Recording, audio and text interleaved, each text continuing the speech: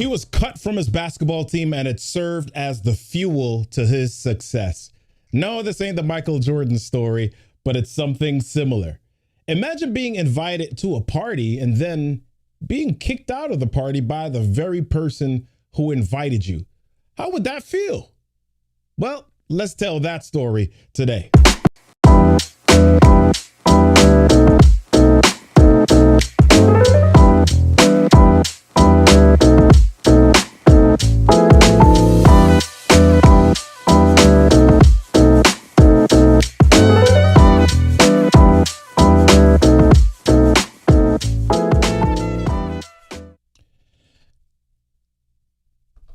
Hey y'all, it's me, Robert Kennedy III, RK3. Welcome to the What's My Story podcast. We have another amazing guest for you today. But before we jump into that story, I want to share with you a few bits of information. First of all, we want you to listen out for the new episodes of the podcast coming on the audio version on the audio channel. Go to What's My Story podcast.live. That's What's My Story podcast.live, and you get all of the back episodes, all of the great stories that we've heard. I also want to thank our sponsor for today, Kayla O'Brien Media, for really just being an amazing partner and sharing with us their gifts, their talents, and helping our listeners to be able to push their messages further out into the world. So this podcast, again, we do this every Monday at 1:30, and the idea is really to share with you stories of grit, stories of perseverance, stories of passion, people that are able to take a pivotal moment in their lives and turn that into fuel for their success. So you want to make sure that you're locked in here. If you want to be a supporter of the show, head on over, wrong side. There we go. Head on over to rk3tv.live/BMAC. If you want to support the show, we appreciate it. We want to make sure that we can share these stories with a greater audience as well. You can also join me in the Storytellers Growth Lab by heading over to storytellersgrowthlab.com. Do me a favor. You can also shoot me a text. You want to know a little bit more? You want to be able to contribute to the show? Go ahead and shoot me a text.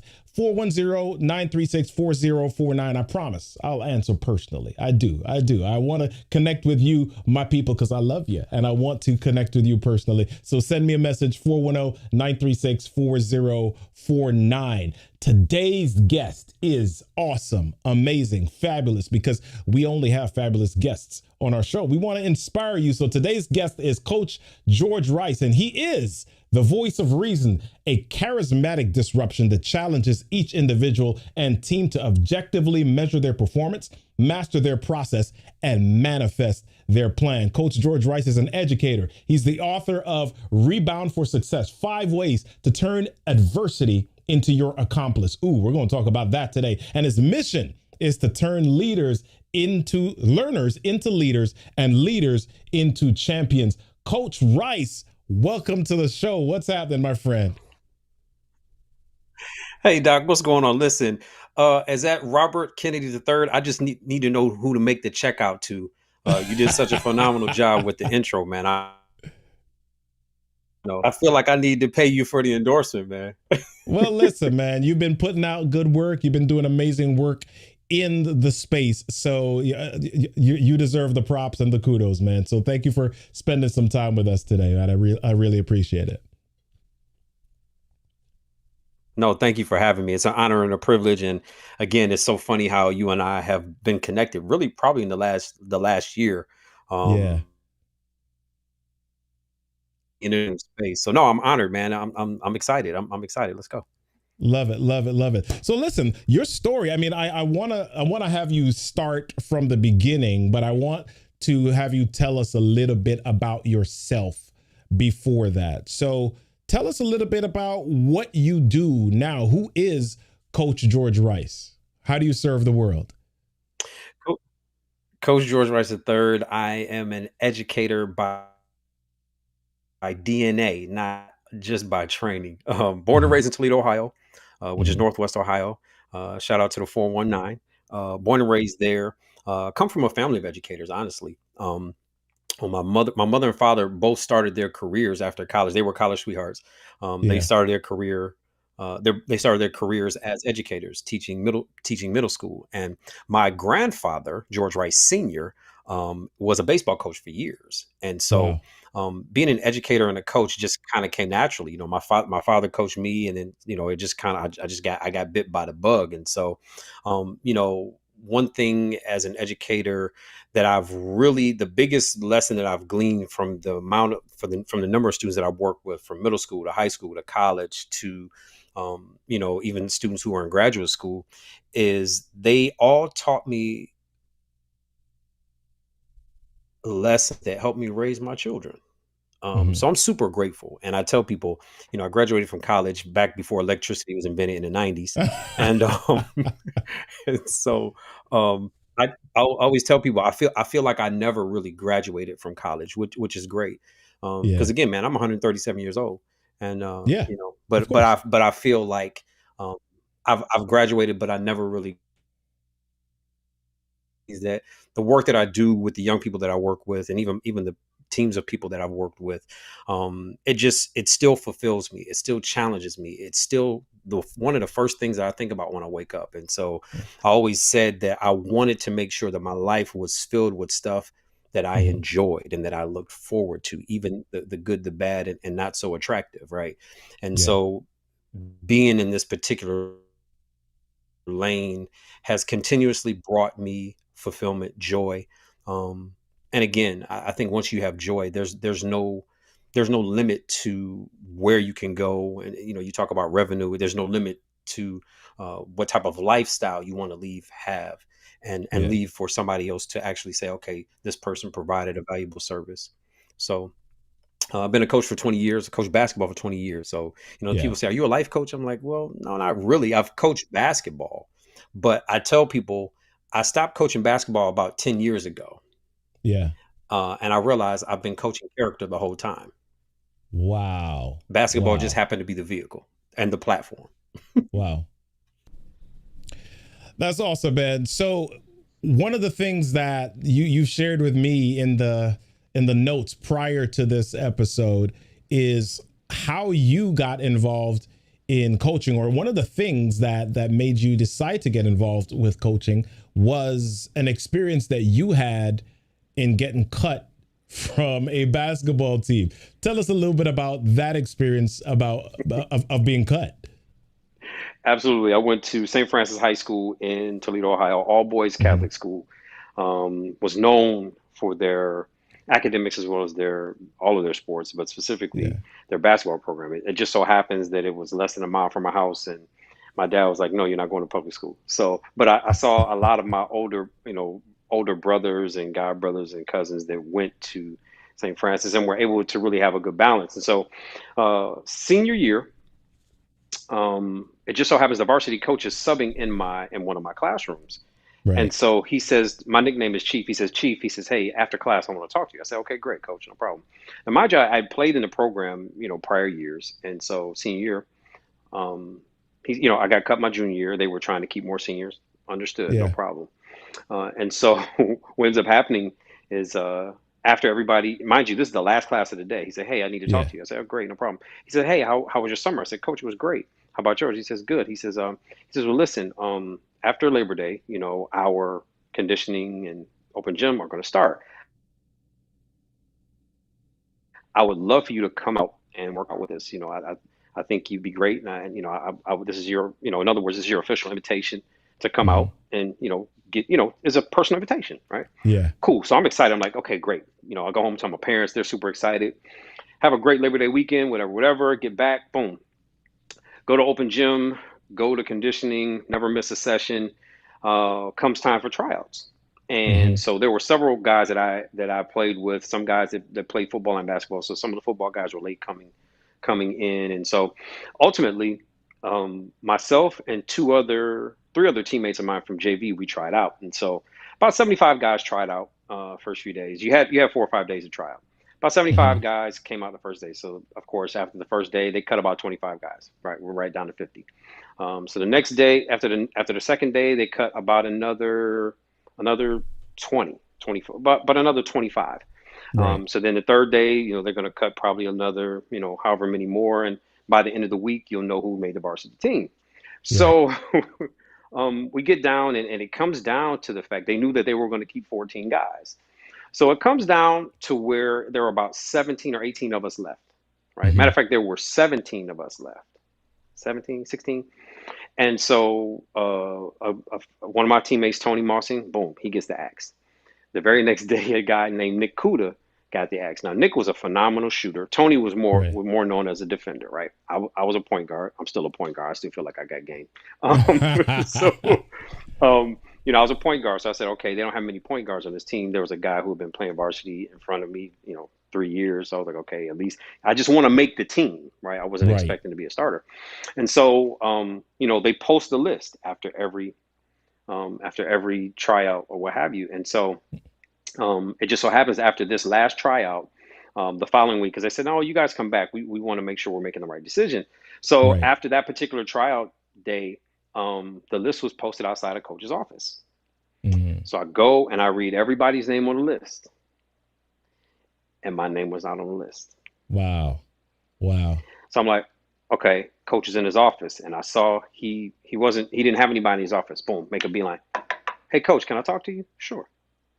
I said, well, hey, coach, I see my name's not on the list. I'm just wondering why. I see do you have a minute? I said, can you just talk to me Yeah. about, maybe what I need to work on or why I'm not on the list. So he says, well, hey, Chief, that's my nickname. He says, Chief, he said, I think you had a great tryout, whatever. I think you're a great student, all the stuff you don't want to hear, right? And he Right. says, well, unfortunately, I can't keep you this year. I said, why not, coach? He says, well, you're just not good enough. Mm. Wow. I said, okay, Wow. all right, all right. But if I wasn't good enough, why did I make it all the way up to the last cut? Did Right. it take you 5 or 6 days if I wasn't good enough, I should have been going with the first 25 Hmm. or even the second 25, right? You leave me down to the last cut. And here's what adds insult to injury. There was a Yeah. guy who made the team who was playing football at the time who had a Right. broken wrist.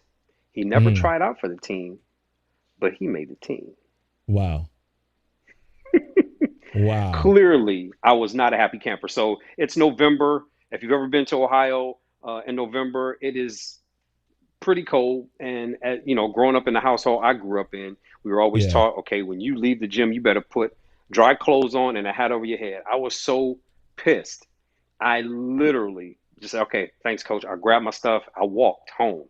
Wow. It was a cold November day in Ohio, and just walked home and just went in my room and I cried like a baby. Um, Wow. and it was literally one of the most devastating things I had ever experienced, because I was like, well, wait a minute, man, you invited me. I wasn't Yeah. I wasn't even sure if I was going to try out that year, Yep. but you invited me, and then only to cut me and tell me I'm not good enough. Wow. However, as you get older, and again, it was a thing where my father was like, well, no, I want to go talk to him. So my father said, well, no, let me have a word with you, right? He Yeah. says, well, Uh-oh. hey, man, Uh-oh. and, well, Yeah. anybody who knows my pops, I mean, it doesn't sit well with him, right? So he Yeah. says, well, I just want to know. He says, why would you invite my son out, right? Hmm. Only to save him to the last cut to cut him, and you tell him he's not good enough. He's like, and then he found out that the guy who had a broken wrist, who clearly never tried out, but played Yeah. football, but due to the fact that he was a year behind me and was an athlete in the program, he got a chance to make the team. So my father was like, well, Wow. hey, he said, I'll tell you what. He says, when he comes out of that cast, why don't you let my son play him for his spot? Wow. Wow. So I want to get to the rest of the story, because we're moving to a place where you get cut, your dad goes in to give the coach the business a little bit, and Absolutely. now this kind of serves as fuel for you. Absolutely. But before we come to that piece of the story, I just want to jump over to a quick word from our sponsor, Kayla O'Brien Media. Are you a content creator, speaker, or thought leader? Do you pull your hair out every time you try to edit a video? Or get really disappointed when your videos don't get the views you're hoping for? It's okay to admit that you need help. If you're ready to stop wasting time and start spreading your message, it's nice to meet you. I'm Kayla O'Brien of Kayla O'Brien Media. I help creators in a variety of businesses get a foolproof game plan for their video content. Does that sound like something you want? No matter where you're starting from today, you need to know what your goals are, how to get the highest production value, and how to edit your content to fit correctly on each platform. No matter what your budget, there are options that can help you get started today. If you're ready to take your content creation experience from this to this, visit KaylaO'BrienMedia.com and let's connect.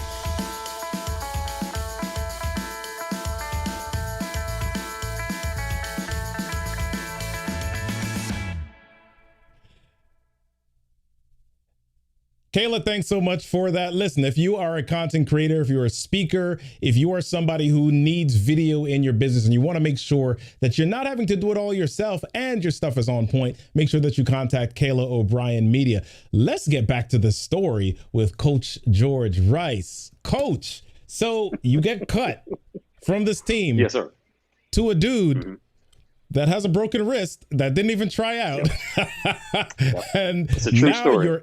And now you're in this space where you can either continue to be angry at your coach and be upset about this, or you can do something with this. What do you do next? What is the thing that enables you to then move forward, and how does this fuel you? I give myself 24 hours to grieve this particular setback. And literally the very next day I get right back in the gym. And it just so happens there was a Catholic youth organization team that was, a lot of guys that, even if they didn't want to play for the school, they got cut from the school, they played in this league, which is still a very competitive league. It turns out that we ended up going to the Final Four that year in the state, which was pretty good. And what's funny is that our varsity team that year was ranked number 4 in the state. At my school, they were ranked. So it ended up being a great lesson. But I'm going to tell you what. The varsity coach at that time he taught me a valuable lesson. But then he also gave birth to me as a coach in that very moment. He didn't even realize it. Number one, the first valuable lesson I learned from that is an invitation is not a promise. It's not a promise.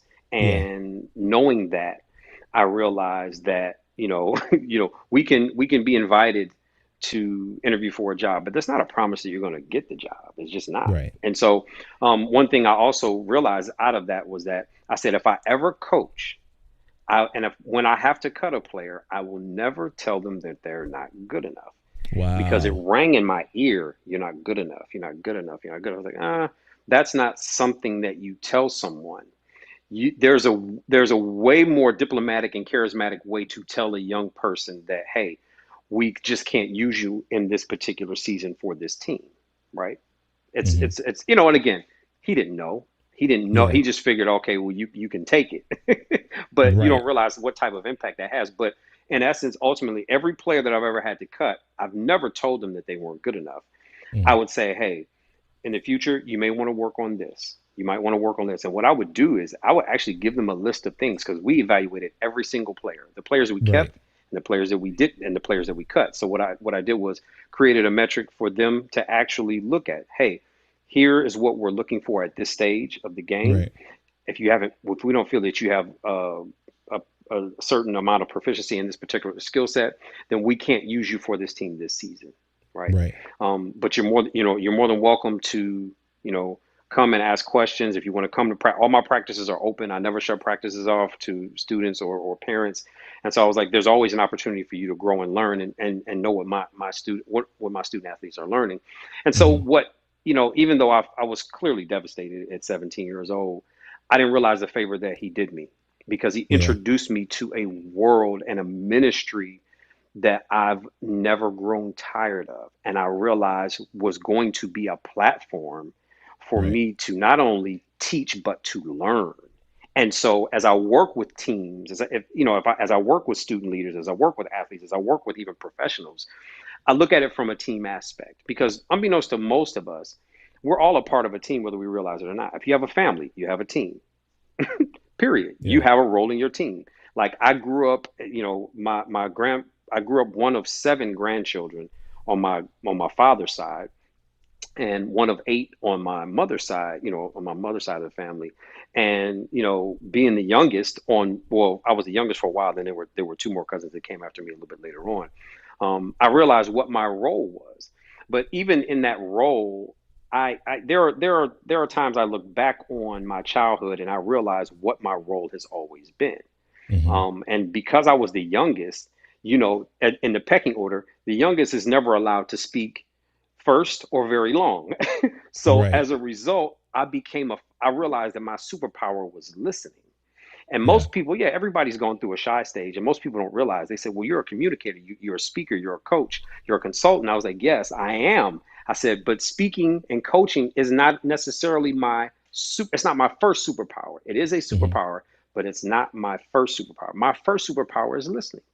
And Yeah. what I did with Coach's message when he says you're not good enough, I said, "Okay, I'm going to work to make sure that I'm always better than, Right. and not better than your opinion of me, better than I was the day before, better than I That's was right. the week before, better than I That's was the right. month before, better than I was the year or season before."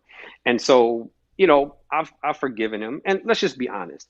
Was there more I could have Yeah. done this summer leading up to tryouts? Absolutely. Plenty more stuff I Hmm. could have done. Definitely could have Yeah. been in better cardio shape. Probably should have been lifting more. Probably should have been asking him, even as he's watching us play an open gym, "Hey, coach, what can I work on?" Right. But you know what? It's not a shoulda, woulda, coulda. It's one that I actually appreciate. Because who knows? I may have never, ever wanted to coach had I made the team. Right. And when I think about my love and passion for basketball, I know that I've made more of an impact outside the lines than I ever had in between the baseline. Wow. Wow. Wow. So I'm thankful. I'm thankful for that particular setback. I'm super thankful. I'm super Yeah. thankful. So you've got this book, Rebound for Success, 5 ways to turn adversity into your accomplice. So can you share with us before we jump off of here, what is one of those ways that you can really practically turn your adversity into your accomplice? Well, rebounding is one of those things that is probably it's a dirty job and somebody's got Hmm. to do it. Yeah. And what most people love about basketball is the fast pace of it. Hmm. And if you want to get out and run, you got to rebound and run. And so Yeah. one of the keys to rebounding, you ask Bill Russell, any of the great rebounders, Dennis Rodman, any of the great rebounders of our game, Right. the most important thing isn't athleticism. It isn't speed. It's technique. Yeah. And the first principle is you got to box out. And when I say box out, you know, in the scheme of the game, you think physically box out. Yes, that's part of it. But mentally, there are certain things we have to box out. There are certain challenges that we have to face, but then box out. There are certain people that we Yeah. have to box out in order to keep them the, from impeding our progress. And so Mm. that's one of the first steps to rebounding. You got to, first of all, you got to find somebody that could potentially get in your way of your goal or target, and you got to box them out because you want to get to your particular goal first.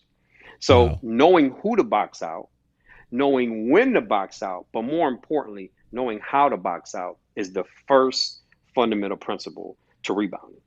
Wow, that's powerful. That's powerful, man. I want to make sure that people get your book. I want to make sure that they connect with you further. What are you working on? How can they find you? How can they get your book online? I appreciate it. You can buy my book is available on Amazon. It is available there. It is very affordable. It is 19.99. Yeah. My next book is due out in July. That one is called Five Fouls That Most College Freshmen Commit, and it's a guide to Wow. helping students that are embarking on the world and the matrix of college. It's really a book that's for first year students and their parents. Because Hmm. again, what I've learned in my 20 years as a higher ed professional is that there's an unrealistic expectation of college students when they land on whatever planet that they're landing on, that they know Yeah. exactly what they want to do when they grow up. And Yeah. my son at 5 years old taught me a valuable lesson. I asked him one night, what did he want? He said, "Dad, can you come tuck me in?" I said, "Sure." And I asked him, I said, "Well, Pop, what do you want to be when you grow up?" And he didn't say anything. And so I said, "Well, maybe he didn't hear me." I said, "Pop, what do you want to be when you grow up?" And so, I don't know about your household, but in my household, when your parent asks you a question, you better answer and Yeah. answer soon, right? Yeah. And so finally, I asked him one last time, I said, "Pop," I said, "what do you want to be when you grow up?" And you know what he said to me? What was that? Six. He wanted to be six. There we go. And from that moment forward, I said, I will never ask a young person, what do they want to be when they grow up? what do they want to do once they get out of college? Yeah. Because, while some people know beyond a Hmm. shadow of a doubt, there are plenty of students who don't. And Yeah. one thing we have to understand is that regardless of what we know or what we don't know, Right. we make decisions every day. We don't always make the right decisions, but we have the Yeah. opportunity to learn from the decisions that we make. And so that's what my next book is about, to really kind of ease some of the anxiety, Yeah. ease some of the anxiety on the student part, and to hopefully stop some of the parents in their tracks by putting unnecessary pressure on their young people that are starting college. So. Wow. That's so critical and crucial. I appreciate that. That is gold nuggets. That's knowledge. That's wisdom. Listen, make sure that you get connected with Coach George Rice at coachrice.net. Get his book on Amazon. Be sure to support whatever he has going on, because he is bringing great wisdom into the world. Listen, man, thanks so much for hanging out with us on the show today. It's been an amazing show. I thank Coach George Rice for hanging out with us. And I want to make sure that you don't stop your thirst for learning. I don't want you to stop looking for knowledge. I know sometimes you may have people that seem to put pressure on you, and they want you to think so far ahead into the future, and maybe you're not ready for that. Maybe you're not prepared for that. I want you to do just what he said. Stop comparing yourself to everybody else. Stop succumbing to everybody else's pressures, and simply try to be better than the person you were yesterday. This has been Robert Kennedy III, RK3. This has been the What's My Story podcast. Make sure that you join us every Monday at 1:30 p.m. Eastern Standard Time. Don't forget, everything that happens to you in life is your stuff. Your stuff is your story, and your story deserves a stage. I'll see you next week.